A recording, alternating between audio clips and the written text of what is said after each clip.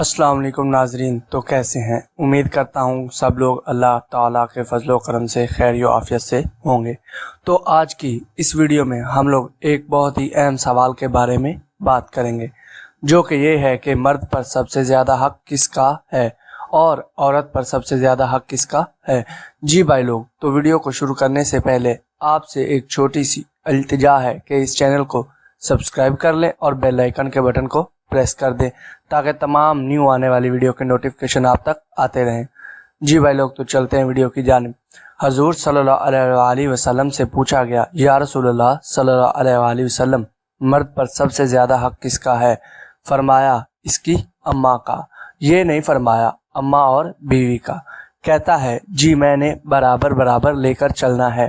برابر برابر ہے ہی نہیں تو کیسے برابر برابر لے کر چلے گا؟ جب ہمارے نبی پاک حضرت محمد صلی اللہ علیہ وسلم نے فرما دیا بیوی اور ماں برابر نہیں، تو برابر کیسے لے کے چل سکتا ہے؟ مصطفیٰ کریم صلی اللہ علیہ وسلم نے فرمایا مرد پر سب سے زیادہ حق اس کی ماں کا ہے۔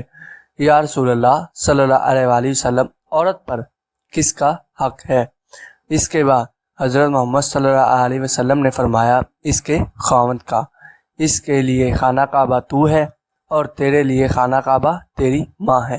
جی ناظرین، تو امید کرتا ہوں کہ یہ ویڈیو آپ کو بہت ہی پسند آئی ہوگی، اور اس ویڈیو کو دوسرے بھائیوں تک بھی شیئر کریں اور اس ویڈیو کو لائک کر دیں۔ تب تک کے لیے ملتے ہیں اگلی ویڈیو میں، تب تک کے لیے جزاک اللہ۔